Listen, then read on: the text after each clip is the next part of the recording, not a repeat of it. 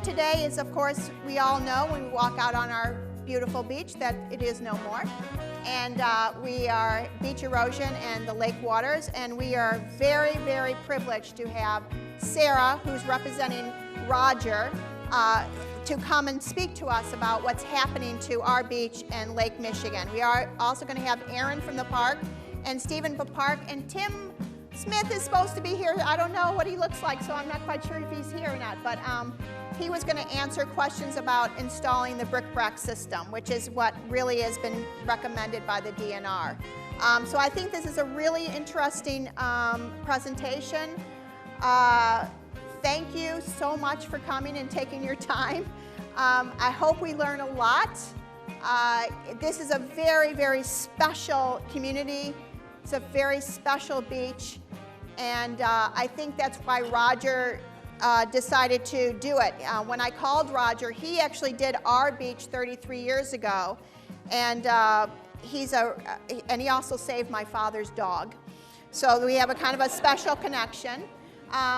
So when I called Roger and asked him for questions, I was just really asking him, you know, what can I say to the community of Whitefish Bay about what's happening to our beach. He said, I am coming to talk because this is such a crucial topic. He said, we are almost in crisis mode, and this is so important, and also Whitefish Bay is a very special community to him because of the way it's structured. So I was kind of blown away. I was like, oh my God, I can't believe you volunteered to do this. But anyway, he had a family emergency, so he couldn't come. So he's giving Sara, who's worked for him for 16 years. She's amazing, and she's basically going to give the talk that Roger would have given. And I also was able to talk to a couple people that DNR in Madison, and I can't tell you how great the DNR has been and what amazing organization they are. They gave me so much information, and they were so cooperative, and they just really want the best for our beach. And so they sent out a couple how to apply for the permits, and also some articles that I think everyone sent via email of just what's going on in the beach. And I just was really impressed by them, and they were just so helpful, and they called me back right away. And they wish they could have come and talk, but they are overwhelmed with calls. When a storm comes by, they get 150 calls a day from everyone around Wisconsin. And they're out and about checking all these beaches, so they were a little overwhelmed, so that's why they couldn't come. But we've got Sara, and here she is, and she's going to do this great presentation.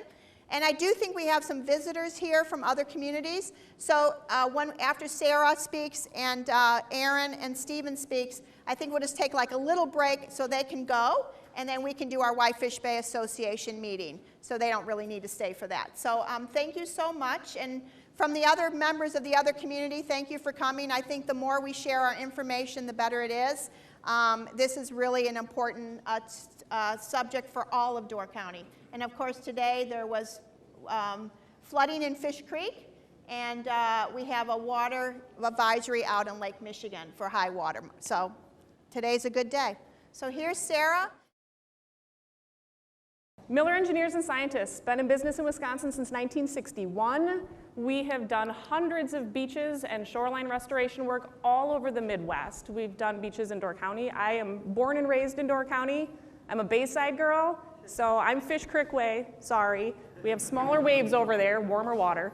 But we're really familiar with this. We've been working in Door County for decades, and we really wanted to take some time and educate people on what's happening at the lake and what you can maybe do to help protect your capital investments along the lakefront.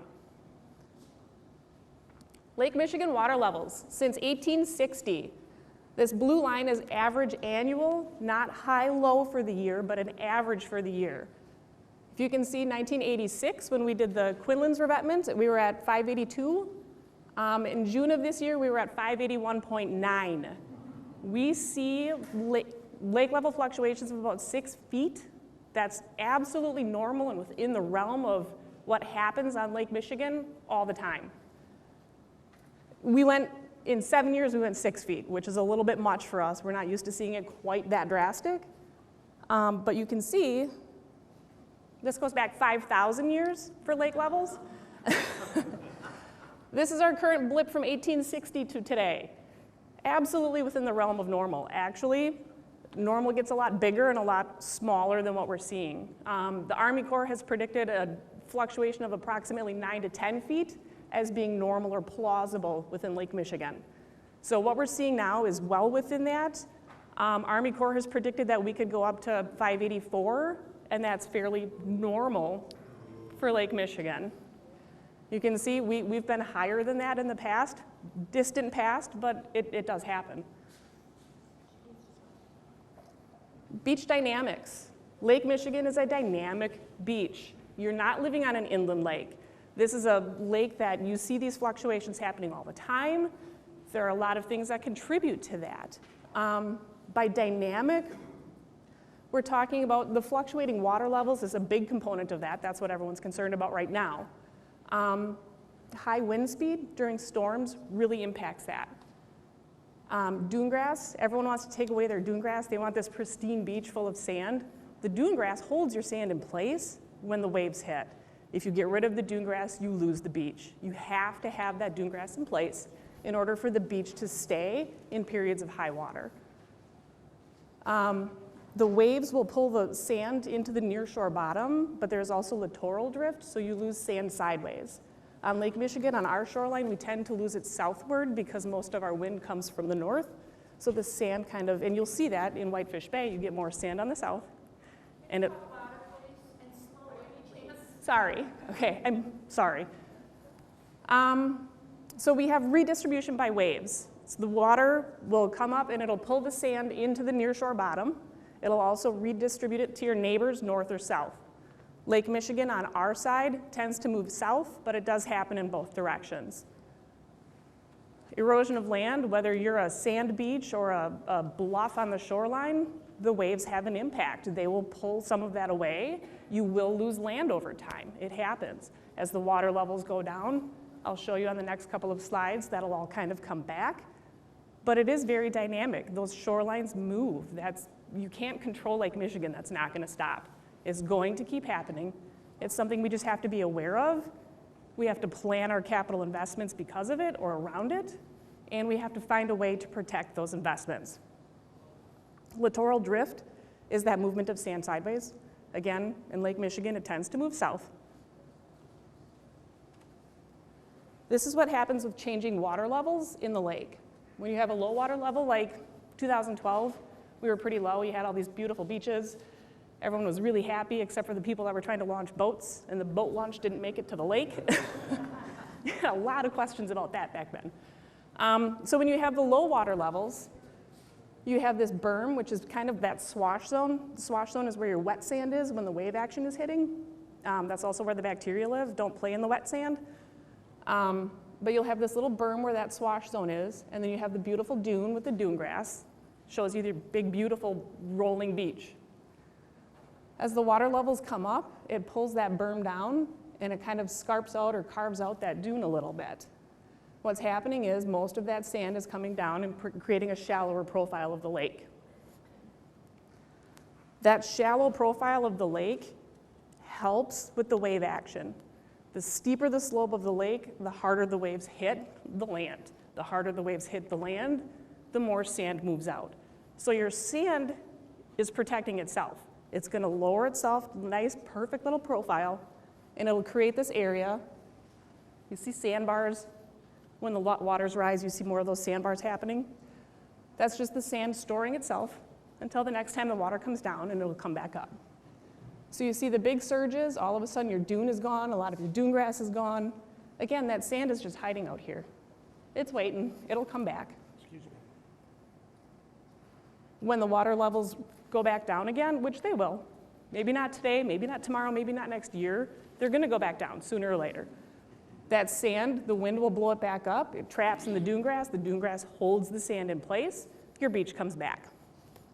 Happens over and over and over again. We've seen it in the last 100 years. We've seen it in the last 5,000 years.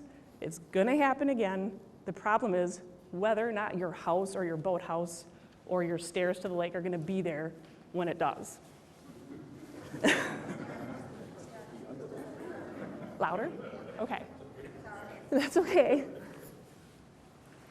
This is a picture in Sheboygan, right next to our office. This is actually Roger's house. Back in 2012, low lake levels. This is what everyone's used to seeing. You have that beautiful beach. Here's that little berm with the swash zone right there. Nice long flat sand dune grass, making the sand stay in place so that as the wind picks up, the sand isn't going into your yard, it's staying in the beach area. This is about 2015, same exact spot. You can see all of a sudden that berm went from out here to up here. We've lost a lot of the beach. The dune grass is still there, still trapping the sand. Everything's healthy. And what we did is, this is a revetment that we built in front of Roger's house decades ago. We didn't build the revetment out here to hold the sand in place because the sand has to be able to move. You have to be able to see that sand go back and forth. We build the revetment as far inland as possible. Let the beach be dynamic. Let it move, let it fluctuate. It has to be able to do that. It balances itself. It's bigger than us. It knows what it's doing.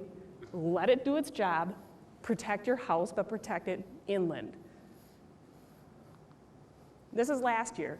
Couldn't get the same shot because we would have been standing in about 3 feet of water. So we're back up a little farther. The revetment's actually back here. And you can see what that dune grass does. It is trapping the sand. It's preventing that sand from washing out too much. It's protecting your investment inland.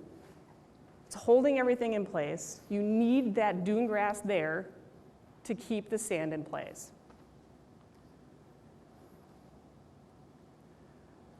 This is you guys, right here.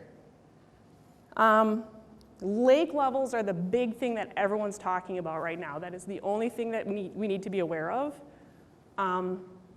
There are things that exacerbate that you're seeing right now. And that's basically driven by deep water wave height. The wave height in deep water is driven by wind speed, wind direction, and fetch length. Fetch length is basically where the wind hits the water first and how far it can go before it hits you. You guys have some fairly large fetches. Good news is the wind usually blows to the west, not the east, so it's not as bad as it could be. But the big thing to be aware of is when those storms hit, when you get those bigger waves from the wind speeds, they're building miles out and they're coming in.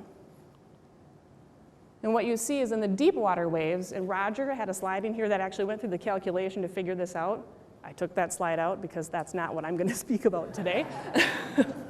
That's why he's got those letters after his name. So in deep water, the wind will blow through and it creates this orbital velocity. Waves move in circles, right? And as long as that circle can make its circle underwater, the waves just keep rolling. As soon as that circle hits a sandbar, the wave will break. So the more velocity you have in that wave, the farther out they break. As they break, they're changing those sandbars. They're moving the sand around on the bottom. And you can see the wave energy, as they start to break, the wave energy comes down. And if you have this nice natural shoreline where the sand has made its home and it knows what it's doing, you have this nice shallow beach right here, and the wave energy is next to nothing. It's not causing as much damage when you have that nice shallow bed. You can't have a flat shoreline, one, because it doesn't work, and two, because your swash zone will be a mile wide and you will have bacteria everywhere. But that shallow profile is kind of critical to maintaining a positive beach. This is significant wave height on an annual basis at the North Buoy, which is right about here. So the North Buoy is in your fetch line. That's a good indicator of how much wave action you're getting or how much wave energy there is moving towards your property right now. You can see June, July, August, it's actually pretty low. We see them more because we're here more and we're out playing on the beach and we notice what's happening. Those waves get significantly higher in the fall. So the damage you're seeing happen today is going to get worse this fall. History tells us that those waves are going to get bigger, the wind is going to blow harder, we're going to see more damage coming in the next few months. That sounds scary. There are ways that we can help remediate that a little bit, but be aware that historically speaking, the waves get bigger October, November. By December, January, hopefully we've got a little bit of ice out there, so they're just building on the ice instead of hitting your land, but it does happen. Again, here's that fetch from up in the North Buoy. This is you guys.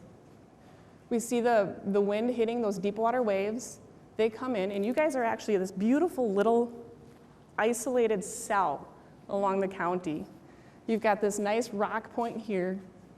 You've got protection down here. Your sand stays in place. If you were an open reach, a truly open reach on Lake Michigan, your sand would be down here.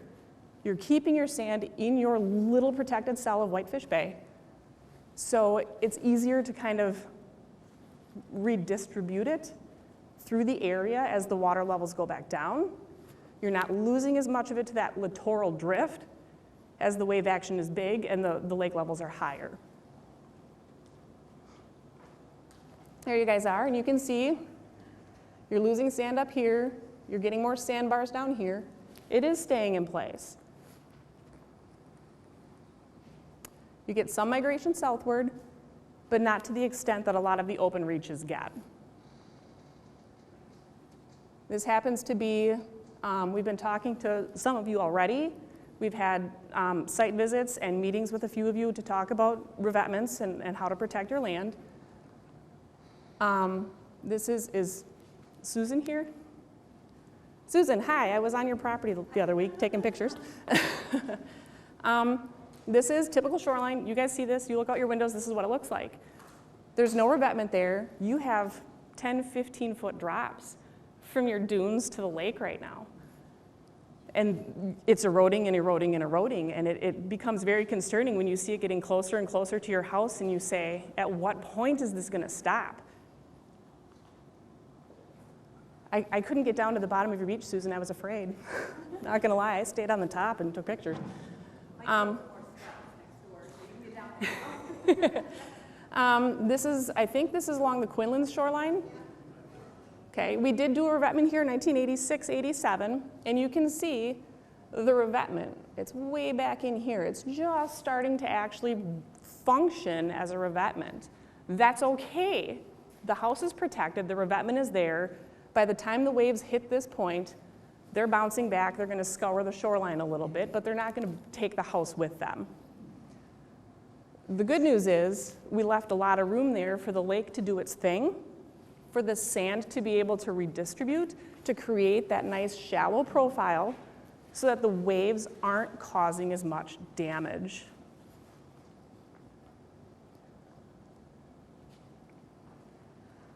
This is a typical revetment, someone who will build a stone or concrete structure into the lake. And I understand the primary concern is keep the waves away from my house. I don't want to lose my house. The problem is, again, when you look at this wave energy, as the waves come in and they start breaking over the sandbars, if they hit this and they're not at that shallow profile, all of that wave energy is reflected back. So the wave will hit here, it bounces back, and what that does is it ends up scouring the bottom of the lake. That scour will cause your revetment to fail. Sooner or later, it's gonna undercut it. You're gonna have to repair that revetment, which is a significant investment. Secondary to this is that littoral drift issue. When you build a structure like this into the lake, this scour will also happen to the people downdrift of you. Again, those are your southern neighbors. They're not gonna be happy when they lose their house because that revetment is in the lake. We have to make sure that we are building these protective structures as far inland as we possibly can. You don't want it to fail, and it's going to fail. You can't build it deep enough to make that not happen. It's going to affect your southerly neighbors. The northern neighbors are probably gonna be kind of happy because it's gonna trap sand for them. It's also going to trap cladophora for them, so it may smell kind of bad. But the southern neighbors are going to have problems if you do this. Excuse me. Old structures that are near the lakeshore right now. You have a boathouse that's sitting right on the edge. We need to plan for that boathouse to move. I know that we want to keep our property, we want to keep as much of that shoreline as possible, but we have to be prepared to move some of those structures inland if possible. If not, there are ways to provide a revetment, a buried revetment, that will have that sand movement. We have permitted them through the DNR, we've done it. But if it's a structure that's 150 years old, you're thinking about maybe rebuilding it in 20 years anyway, let's talk about rebuilding it today. Let's move it inward, let's protect the shoreline on a comprehensive or reach basis. We have done community-wide or reach-wide revetments where you can start at the northern extent and design a continuous revetment along the entire reach. You build it at the same distance from the lake, at the same slope, at the same depth, so that it acts as a natural shoreline, like any other sand beach that has rock or limestone behind it. This is one that we did in Sheboygan. This is a multi-million-dollar resort complex that was built. But we worked with the city over the course of 3 years and actually built a revetment from this point all the way down through here. There's a buried revetment behind that entire thing. Most of the community does not even know that there is a revetment there. It's a sand beach. They go play on the beach, they have picnics with their kids, it looks beautiful, it looks natural, it functions like any other beach, but those investments are protected. If the waves get very high, we get storm surges in October at a high lake level, everyone starts panicking, it's protected, the revetment is there, it's okay. The rest of the time it acts like a natural lakeshore, you get the little dunes and the ridges in the lake, everything functions as it should. So the big thing here is don't build a hard structure in the lake. It's bad for the lake, it's bad for your property, it's bad for your neighbors. Let's build it inland a little bit. Make sure that you are protected at those critical high water storm surge moments. You're not going to lose your house, you're not going to lose your investment. Let the lake do its thing. Shoreline hardening, that's those hard revetments. I don't know, have any of you ever taken a vacation to Lake Erie? Anybody? It's there's not a ton of natural beaches. That shoreline has become very hardened over the years. And what happens is, and we've seen it down Mequon Way as well, someone will build a structure into the lake that starts scouring the lake, starts scouring the southerly neighbors. All of a sudden, the southerly neighbors are in panic mode. They build a hard structure, and it starts scouring the lake and scouring their southerly neighbors, and you get revetment after revetment after revetment jutting into the lake. Now you have increased wave action, you have more damage to the properties, and you're starving the lake of the sand it needs to create that shallow bed profile in order to reduce the wave energy. If you put that structure into the lake, it can no longer balance itself out. It needs to do that in order for us to stay safe. So those hard structures in the lake become an epidemic. It's like a little disease that spreads along the lakeshore. So we need to make sure that we're not doing that we're not starving our lake of sand, and that we're not creating more damage with higher wave action. Statutes have changed on setbacks on lot lines on Lake Michigan recently. We used to have them set at 100 feet. I don't remember the year exactly, but it's been within the last few years. They've reduced it to 75 feet. The reason they reduced it to 75 feet was to maintain continuity with inland lakes. If you can build on Lake Winnebago at 75 feet, you can build on Lake Michigan at 75 feet. That's a bad idea. Lake Winnebago is a lake. Lake Michigan is a freshwater ocean. Totally different dynamic. You can't stop Lake Michigan from changing its water levels. You can't stop the storms from happening and making that wave energy hundreds of miles out and blowing in at you.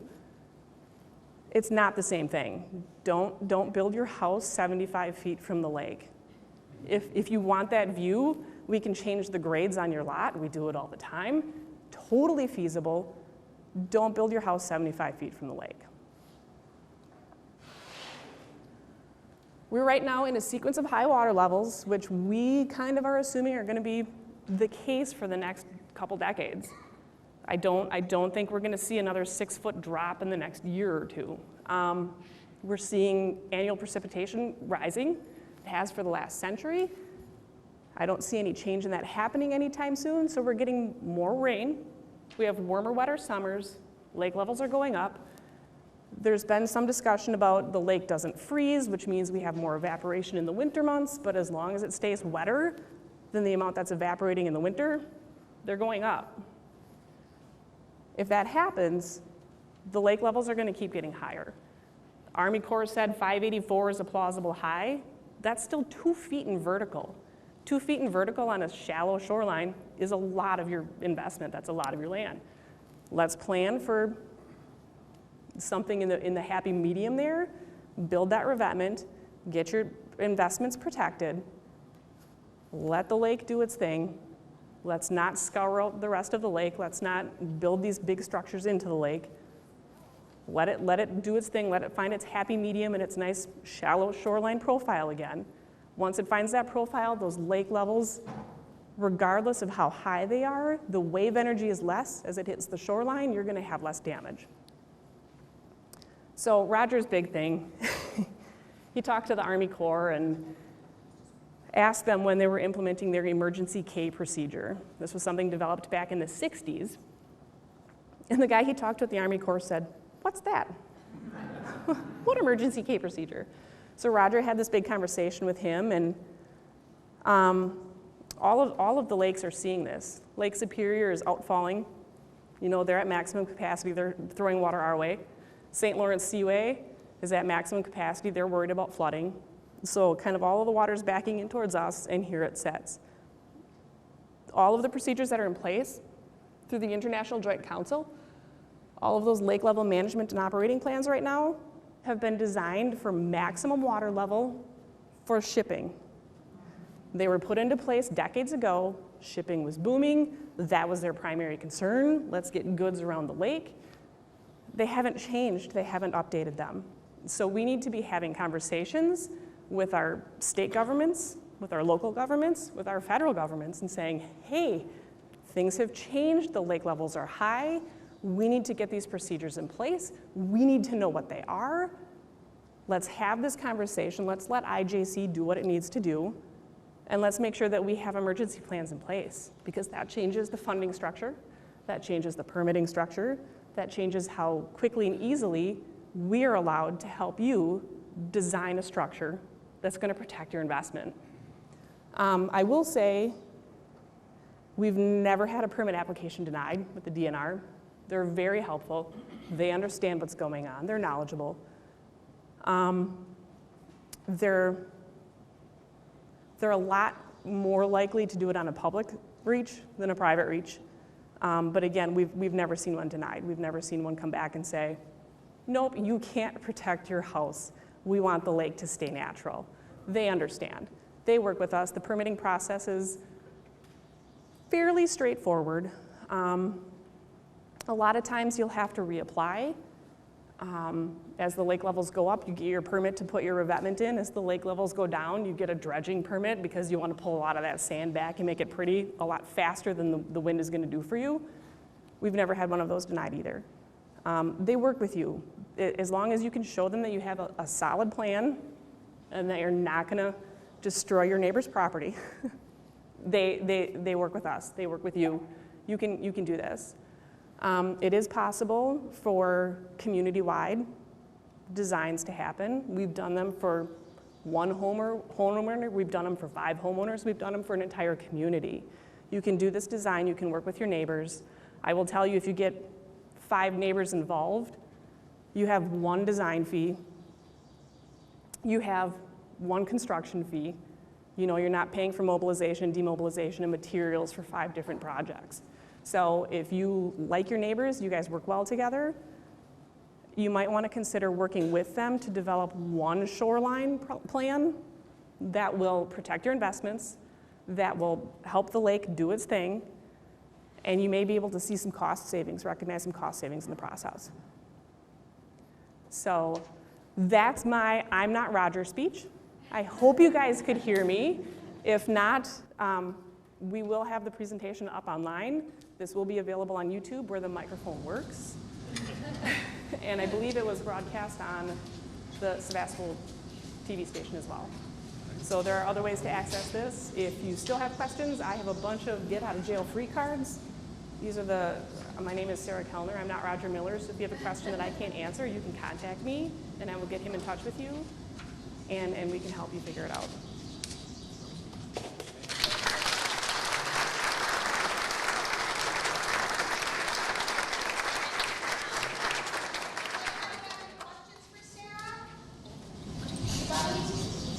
Yes. What's your experience of building stone steps down Question? The question is what our experiences with developing stone steps to the lakefront. We've done them. Anything that you build onto the lake is a temporary structure. You may pretend that it's a permanent structure, and it may be in your lifetime. You may never see those stones move. It's a temporary structure. You know what happens is those bottom few stones, we just had one this year, those bottom few stones will move. You wait for the lake levels to calm, you reinforce them, you put them back up. You can do it, they're gonna move though. I've never seen a set that didn't at some point. Depends on how mad the lake is. She's a powerful beast, and if she has it in her mind to move your steps, I've seen them last less than a year. I've seen ones that have been there for 25. Yes? All right, so we are at high water levels down, we're at high water levels in 86. How much higher can it go from here? Hang on, let's go back a few slides. And is there a natural mechanism for it to not go above this level? Well, in theory, the natural mechanism is the St. Lawrence Seaway. In theory, when we reach a high level, the water goes out that way. The problem is that they're already at maximum capacity. Right. So we need to change that mechanism. We need to help the government understand that that mechanism maybe needs to be updated or looked at a little bit more closely. There is a mechanism in place, and if worse comes to worse, someone's going to get flooded. So this was us 1986. Extreme high was 582.35. The annual high was lower than our annual high right now. So you can see that we are at an annual average high water level higher than 1986 as of today. We have not seen the extreme high that we saw. That extreme high happened in October when that wave energy is higher. You see those greater winds coming in, the wave energy gets bigger. Our high hasn't happened yet this year. So be aware of that. The Army Corps has published a plausible extreme high range of almost 584. Now, this was published not this year. So that is probably subject to change at this point. But they have published, they have almost a 10-foot fluctuation in lake levels as plausible. You go back a few thousand years, and it does go higher than that. We haven't seen anything much higher than 584 for the last 3,000 years. So, I think 584 is probably fairly safe, at least short term. The problem is that our climate is a little bit different than it's been for the last 3,000 years. So as we get warmer, as we get wetter, as we get more temperate, that's going to adjust a little bit. I have a Yes. basement that's at 583 and a half, a finished basement, built 20 years ago, because that's what the code let you do. You're telling me we might hit 584. Will my sump pump keep that water out of my basement? Or if the lake gets to 584, is my basement going to be wet no matter what I do? How close is your house to the lake? 125 feet. How big is your sump pump? I do. It's not as big as Lake Michigan, that's why. And its name is is not God. Call you later. There's my get out of jail. Right. There's my get out of jail free. I'm not sure that your sump pump is going to keep Lake Michigan from your basement. There are probably ways I said there are ways to help facilitate that. But you can get in touch with me, and I'll get you in touch with Roger, and he'll talk your ear off and save your dog and tell you all about it. Anybody else? Questions? How important are the grasses to our beach? We, over the last 20 years, our beach has been basically covered by dune grass, which is, a little nice, but also a little frustrating when you want to sit on the beach. And I know that we are allowed to take 25, I think, but how are they to protect our? It depends on the type of grass. You don't want Phragmites on your beach. We all know that. And I think Bob Boltman, our resident expert on invasives, is standing at the back in the brown hat next to the birdhouse. If you have questions on Phragmites or invasives, he's the guy. He knows more than anyone I know on managing that stuff. Dune grass is called dune grass for a reason. It creates those dunes. Those dunes are your bank of sand during high water levels. You don't want to lose that bank of sand. The dunes create this false high on your shoreline that you need when you get those extreme scour moments. Then the dune collapses a little bit, the grass falls in. But if you have no dune grass there, you're going to have a flat beach, and it's going to blow away in the next storm. It's going to wash away in the next storm. That dune grass is critical to keeping your sand in place. Every beach we have ever designed, and we have designed hundreds of them for restoration purposes along the Great Lakes, every beach includes dune grass. You cannot have a long-term beach without dune grass, not on Lake Michigan. There are. The DNR, you need well, it depends on how you're grooming, if you're grooming mechanically or if you're grooming by hand, but there are limits to what you can remove as far as size, and there are limits to how you can remove it based on whether you're above or below the ordinary high water mark. If you're below the ordinary high water mark, you need a permit to do it.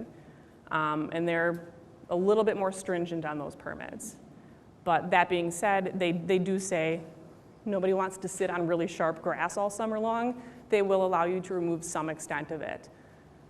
I think 25 square feet without a permit and hold. But they loosened it up a little bit, but they might have tightened it up this year because of the high water.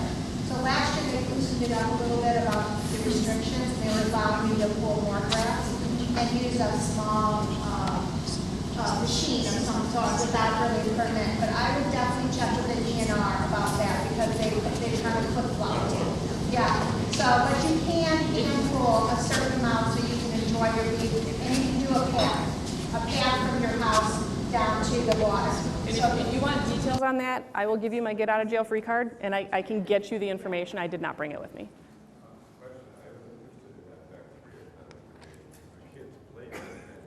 Yeah.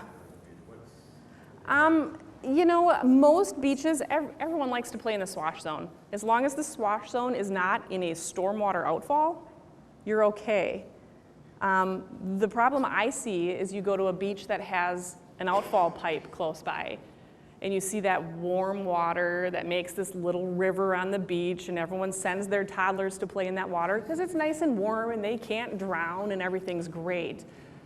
It is a cesspool. That water is so full of bacteria and contamination. It is the dirty water running off your streets that your children are playing in. If you wouldn't let them lick the puddle on the street, don't let them play in that water. But that being said, on a typical beach where you have a parking lot or your driveway, you've got 25, 30 feet of sand before that swash zone. That water is infiltrating into that dune grass. The root system is cleaning everything out. It's passing through all of that sand. It's perfectly fine. The contamination you see in the lake is not coming from Michigan. It's not coming from Chicago. It's not coming from Gary, Indiana. The solution to pollution is dilution. By the time it reaches us, it's negligible. The bacteria that you see on your lakes today is coming from your driveway or your street or your parking lot, and the birds. Yes? So we have a property that creeks Spark Lakes. Yeah. That's our property in Acton. Okay. Is it bacteria as well? No, it's really those stormwater outfalls where you're taking water from a street and pouring it onto the lake. Those are the ones you have to be concerned of. Most creeks, the water's flowing, it's not stagnant. There's wildlife and vegetation in there to clean the water out. Perfectly fine. Just don't let them play next to those big metal pipes with the really warm water at the beach. That's what you have to be concerned about. So Sebastopol collects the water on Bark Road, runs it through sewer on my property, and delivers it down to Boat Dock where it's going. So they have an outfall pipe at the boat dock? Does it go into the lake or is it on the lake? Into the lake. So No, it stops short. It stops at the lake. It's the beach and it goes into the lake. You know, I'm not saying they're doing anything wrong. I would just say, you know, don't play in the water right by the outfall. Most communities are doing sanitary surveys on all of their beaches. The biggest problem that you have is within 24 hours of a rain event. And we used to see the signs all over Door County where the beaches were closing all the time. We actually worked with Door County Soil and Water Conservation Department back in 2006. We redesigned 11 beaches in Door County to mitigate that stormwater pollution so that the beaches wouldn't close. It's been wildly successful. The beaches are not closing because we're treating that water before it hits the lake. And that's as easy as, you know, you can either put a lot of capital investment in it and pipe it out 200 feet into the lake, or you can bring it back a little bit and create like a rain garden swale type feature where that water goes into a garden. The roots and the plants actually will filter most of the media out, and the water's clean by the time it leaves that garden and hits the lake. It's not a huge capital investment to fix that, but I will also say that they're probably monitoring their beach, and as long as you're not swimming on the beach within a couple hours of a rain event, you're probably fine. Can you talk about how this high water is affecting our unique species that we have, birds and species and grasses in this little unique area, and how if that is affecting it at all, our plants and our... I am the wrong Sara for that. The other Sara in our office is the ecologist, and she could speak to that much better than I could. You know, the world changes and wildlife adapts. As long as you have a beach ecosystem, things are likely to survive. If the biggest concern in my world on the engineering end of things is if you put that hard structure into the lake and now you're changing the ecosystem, you're gonna have issues. How the lake levels are fluctuating and changing ecosystems on a natural basis, there may be losing some habitat, there may be creating some habitat for other species. Bob might actually be able to address that slightly better than I could. It's a tough time to be a piping pole. They need to hold it. Standing shoreline. Yeah, you guys have a question. Something like the pit. We got pitches this way. Our planting concern is the dune thistle. Clearly, we're losing dune thistle habitat. But dune thistle also need a little disturbance in the habitat. It's kind of ironic. So all the people that typically go where the trees apart, I understand why the rule is what we're going to do because we translate to rare plants. But those plants don't survive that long when they're really thick. So it's got to kind of be a balance, a little bit of disturbance so that the seeds have a little bit of grow. So now we're really losing a little dune thistle habitat. And again, so for the shorebirds, it's not a good time to get shorebirds, like you said. Natural process, it cycles and create some habitat, move it up habitat, and nature alive. Yes, when we get sand back, will the dune grass regrow itself? Yes. Dune grass propagates quite easily. And what you see actually is like dune grass will expand vertically. So as the dune grass catches sand and the sand buries it, it just keeps growing. So the dune grass will hold the sand in place, the sand will cover the dune grass will grow through the sand. It will also grow horizontally, it spreads, the rootstock is really hardy. So you can see it washing out into the lake right now as the lake levels recede. Sometime, I can't speak to whether that's going to be in 2 years or 20, but as those lake levels recede, the dune grass will trap the sand will start building those dunes outward, and the dune grass will propagate horizontally as well.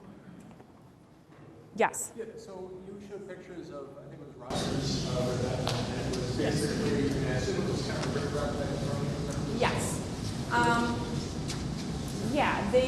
What we normally would do is develop that, okay, where's the ordinary high water mark?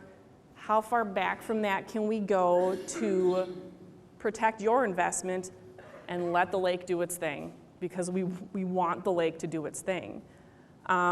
You find that happy medium, you'll create a little scarp kind of. You'll fill it in with the heavier riprap. You'll probably put some geotextile over it so that you can keep the sand and dirt on top of it, and then plant it, and it looks just like a dune. I mean, do you know there's a revetment down there? No. But I think so what Rogers installed 30 years ago was the riprap system. All of the revetments are in the riprap system. So riprap, and then, so we did it 33 years ago with we did 5 building lots. And it was quite an investment. It was very, very expensive 30 years ago. Yeah. But I think it's going to save our property. And they're now up to be able to see our stones that we installed 30 years ago. And we chose that over doing a wall. Which the walls they don't allow you to do anymore. So the DNR will not allow you to do a wall that some people did. But they were very loose 33 years ago on what you could install in front of your house. And they are not that way anymore. So I think the only thing they are allowed to install is the riprap system, right? On an individual residential basis, yes. If you're looking at more commercial investment or community-wide, I mean, you go down to Concordia University and they've got a huge concrete structure built out into the lake. So it does happen, but they're much more aware, and that's been an educational process in the last 20 years. You know, that was something new that we had been working on with them in 2000 with Sheboygan. It was like, well, just put a big break wall up, and it's like, hang on, that's a bad idea. Yeah, from a personal point of view, what happened with our system, and I think other people in the Bay did it as well. I don't think we're the only ones that did it. But the dune created itself, and I would say it would take maybe 5 years before the dune really covered all our stones and our boulders, and then it just created this great dune. And this is the year that we're beginning to see the boulders back. And Rod, you came on with the pictures, and Roger, we were very nervous. We got a call from my sister, I think in March, saying, I think we're in trouble. And so we were very, very nervous, and we asked Roger to come back out and to look at it, thinking that we would have to make another investment, and he said, no, we're going to be okay. Yeah. So for 33 years, it's done the job. And now, you know, the concern is, I see riprap. Yeah. Something's wrong. Well, it's finally, 33 years later, starting to work. That's what we need. So you didn't put sand on top of it? No, we didn't do anything. It was all natural. It came back, you would have never known. 5 years ago, you would have never known there was any stones underneath our dune. It looked like a normal dune. The grasses came up on top of it. And we did 5 families. So we get it together, we did a long thing. And then a couple of families also did it. They just did it, they used someone else. I think Tim Smith from Lily Bay has been doing a lot of installation. So it just depends on who you use, but it's the same system. Now we're just beginning now to see our stones. What we've noticed and what we've seen happening more and more in the last probably 15 years is people want it to look nice immediately. You don't just put riprap on our shoreline back far enough. And we do the full systems with the geotextile.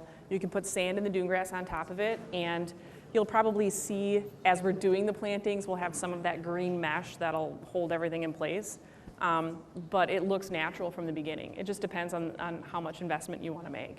If you want to cover it with sand, we do the beach nourishment, and it becomes natural instantly. It reminds me, I I live in Boston, and I spend a lot of time on the ocean in Boston, and it reminds me of the East Coast. Actually, that's what it looks like. It's a lot like around Rhode Island and Massachusetts shoreline with the rocks. That's exactly what it looks like. And it's okay. And we're just so used to having this big, beautiful beach, and it just looks a little bit more rugged. So, Yes. so there's Tina, and then there's Tom back there. Okay, Tina. Okay. Yeah. So many years ago, I asked humans about this, and I never knew anything about your mesh underneath when I talked to you. So we would just put rocks in front of our seawall. They started washing away. Tim Smith, or Tim, came this year and put more rocks. He never mentioned anything about this mesh thing. Well, the mesh is what we would put, it's a geotextile fabric that we would put over the rocks in order to keep sand on top of the rocks. So we would put the, yeah, if we were doing a true buried revetment, you can do an open-faced revetment, you can do a buried revetment. What we're designing more and more of these days is a buried revetment, where you put the revetment down, you cover it with a geotextile, and then you can put smaller cobbles or dirt or sand or whatever you'd like over the top, and it's buried immediately. It took them 5 years to bury it in sand naturally. We can do it in a week. So you can bury those revetments. One more, that was my question.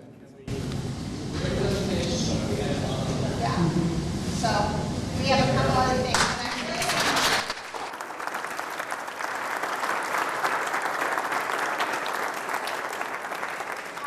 So my name is Stephen Umentum, and I'm the naturalist at Whitefish Dunes as well as at Potawatomi State Park. This is my second summer working here. And so we're happy that you guys invited us here because we're neighbors, right? We share a couple miles of our park with you guys, with some of your homes. We share some wildlife. We share our shoreline, what's left of it, right? We also share, obviously, the lake. And so the big thing, obviously, is the lake level, and she already, Sara touched a lot on that. So we're seeing about 6 feet in the last 6 years, right? A huge drastic change. And that's really affected our park a bunch. So all that sand that she was talking about, we all sent that down to you guys, at least, partly, right? And so we haven't seen levels like this since 1986. And I've got pictures of what our park looked like, and I wasn't even born in 1986. But the beach was completely gone. We shut down the entire beach in '86. And so we're seeing that same kind of thing today when you compare the pictures of July 4th a few days ago to July 4th of 1986. You're seeing those same kind of lake levels. So our first beach access is completely closed. Last year it was closed as well, but at least we had rocks there, right? Now that's all underwater. Our second beach access, where we have kayak tours through a different company, they have their kayaks there, but their kayak stand fell into the water. So it's just rocks there now, so it's kind of a little island of rocks. So the only place we really have a beach left is our third beach access. And we've got maybe 10 feet of beach right there. On July 4th, we had those waves coming in, so I could maybe lay down, it's maybe 6 feet of beach. So really, it's that third beach access. Our dog beach is the only beach that we have left for right now. So as far as what the park is doing, we're trying to preserve that vegetation, kind of like Sara had said, so that beach grass. When you compare the grass that's maybe in your backyard that's only a few inches of root depth, that beach grass has a couple feet.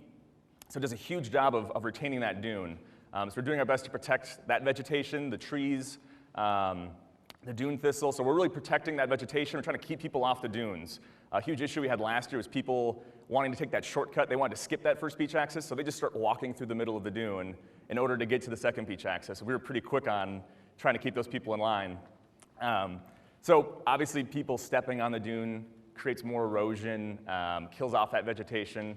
So the same thing for you guys, try to keep people off of your dunes, what's left of them, right? And try to protect that vegetation. That's the easiest, simplest thing, obviously, that you could do. We have no plan at this point to put in, riprap or a revetment wall, to my knowledge at least. Obviously, we don't have homes that could potentially be destroyed in our park, so that's a big difference between you guys and us. So right now, we're kind of playing the long game. We're looking at that 3,000 years, and we're hoping that it's not going to take any more of our dune, right? Once again, though, we're in a different situation than you guys. And touching on that dune thistle, about 3/4 of the dune thistle in the state of Wisconsin is found on our beach, along with your guys' beach. So it's found right here in Whitefish Bay. So it's really important to us to try to protect that, but we are kind of letting nature run its course, if you will. That's kind of our plan for right now. Having said that, I'm in charge of programming at the dunes, and obviously our beach is our main attraction, and a lot of people have not done, we've got people coming from South Dakota and Missouri, and they don't know what the lake levels are like, so they see they'll Google it and see the photos of this 100-foot beach, and they come here and they're, where'd the beach go? So I'm the guy that, they send them to me, and I try to explain what's going on, so I'm kind of, mitigating our visitors and their expectations. But I'm trying to put on other programs to kind of show some of the other high points of our park. So I do a hiking trip every single week to different parts of our park. So actually in about 45 minutes, I'm doing a hike to Old Baldy. So I gotta get back to the park in a little bit. But Old Baldy's the tallest sand dune that we have in Wisconsin. So I do hikes there. I do hikes on the Black Loop. Show people the Whitefish Creek. The creek is beautiful. It goes right in your guys' backyards too for some of you. So just trying to get some of our visitors into other areas and show them some of the other history of our park. A big thing has been our native history. So we've got artifacts at the dunes that are, some of which are 2,000 years old. Kind of a good thing about this erosion is we're actually seeing some artifacts wash up from the dunes. We actually found a spear last year that was sticking out of the dune from that erosion. So some of you guys might find some cool things on the beach there.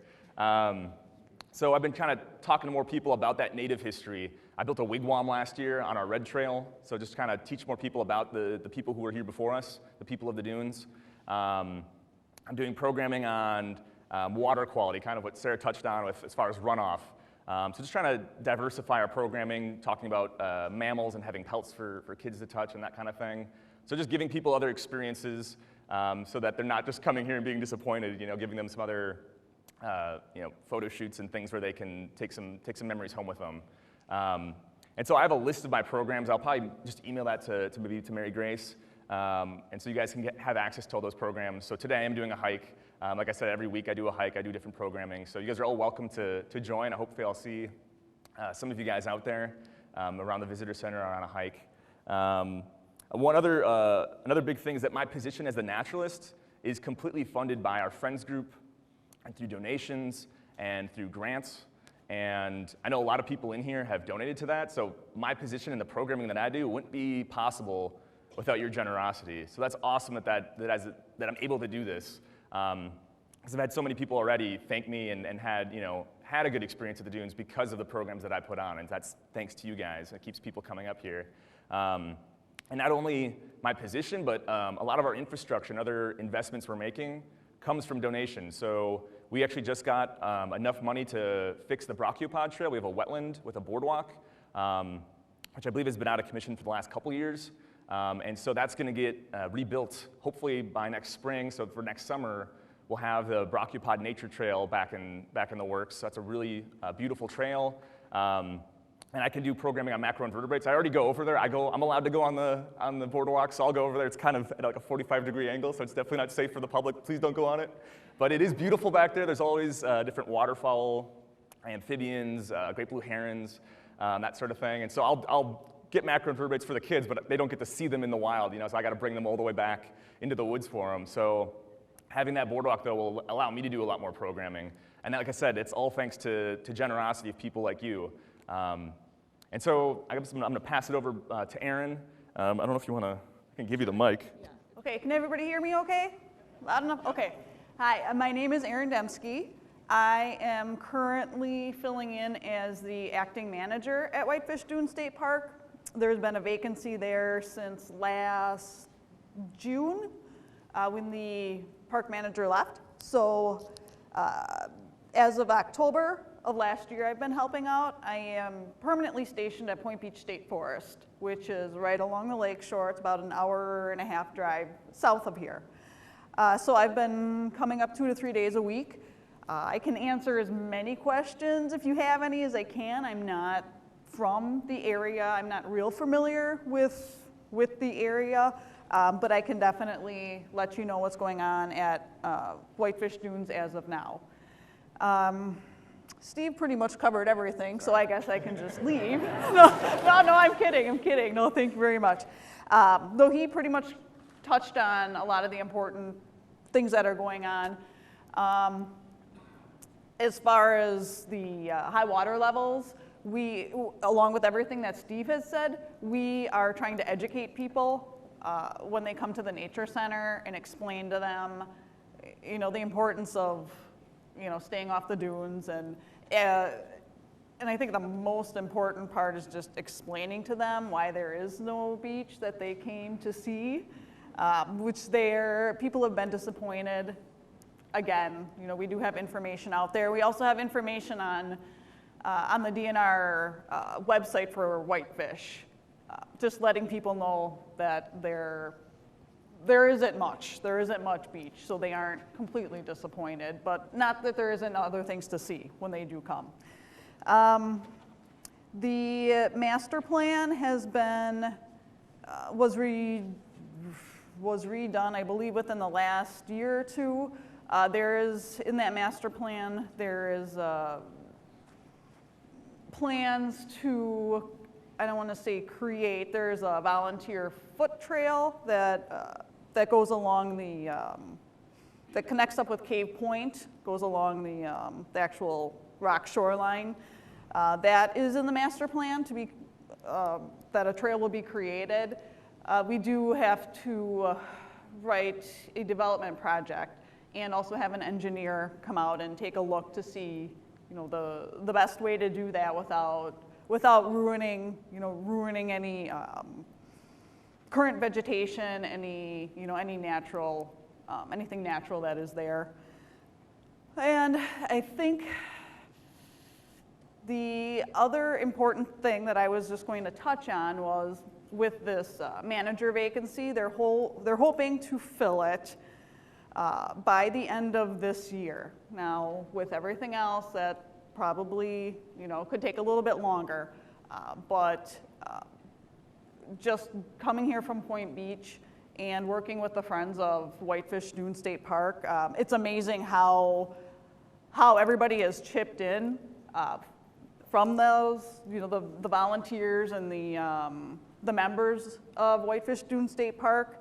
It's unbelievable how everybody really, you know, chips in and helps together to, you know, make this transition possible. And I think the other thing I was going to touch on, which a lot of you probably don't know, there has been some changes in the department as of 2018. Prior to 2018, there was law enforcement in Wisconsin State Parks and Forests. That has changed as of 2018. Changed a couple of times. As of this last year, there are still rangers.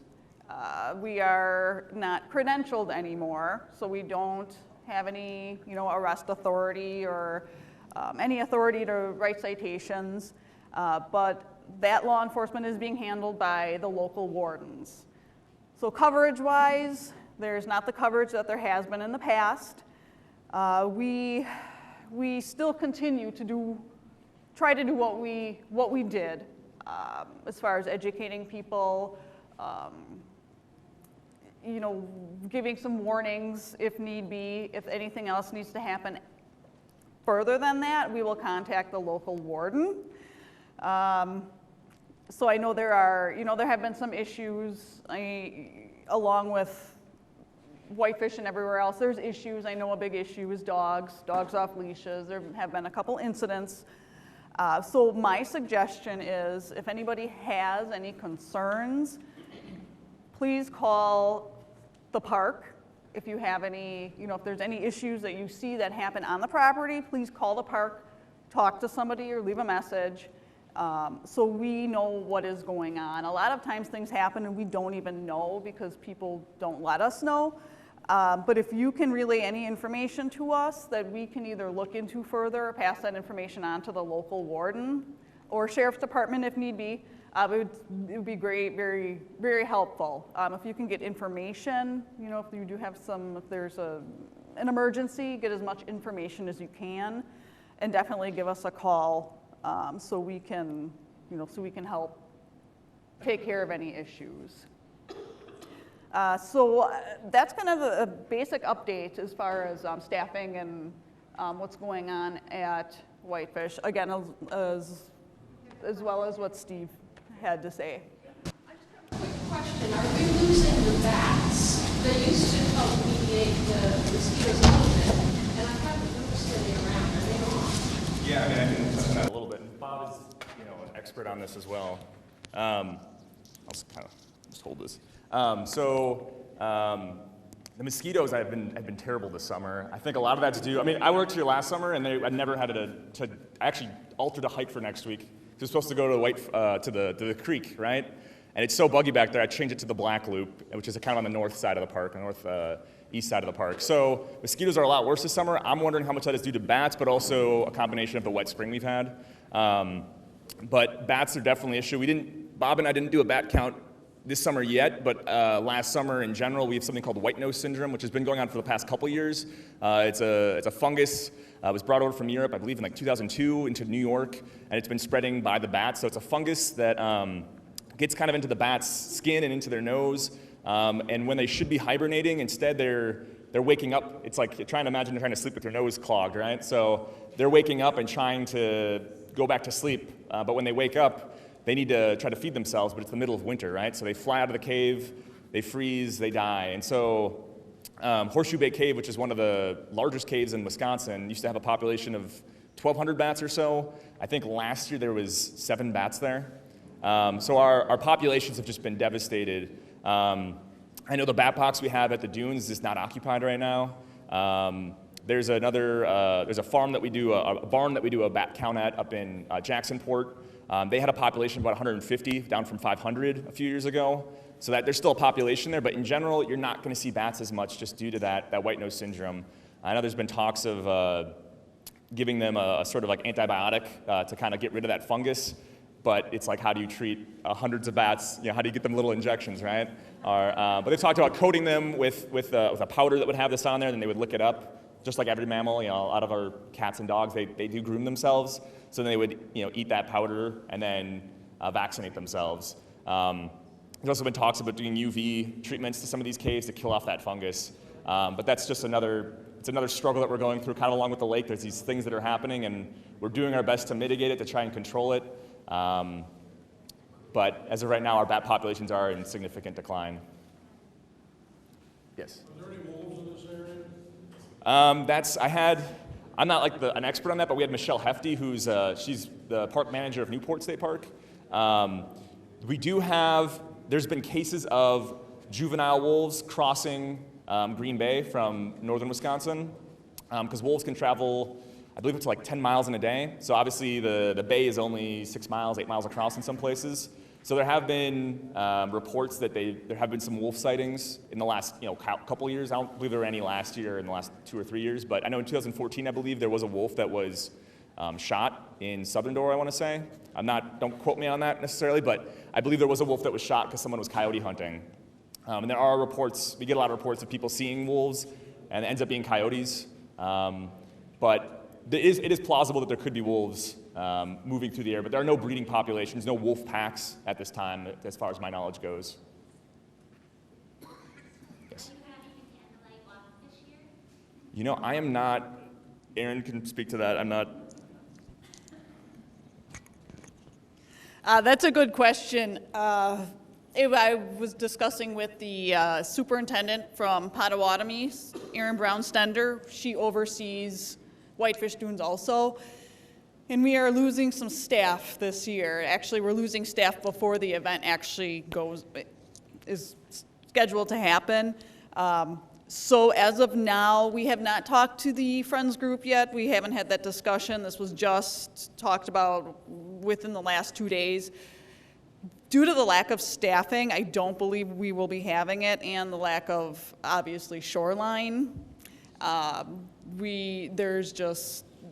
Unfortunately, we just don't have the people. If we want, we definitely would, if we could do it. We're losing 2 of our summer LTEs who work about 40 hours a week. So they are both leaving right before the event happens. We just found that out. So I'm going to say it's most likely not going to happen this year. Hopefully when we get a manager, it will happen next year. Yeah, if we could, we definitely would. We're trying to figure out how to make it happen. And I just, like I said, with 2 full-time people leaving, it might be a little tough to try to pull off this year. Anyone else? Thank you so much. Thank you, guys.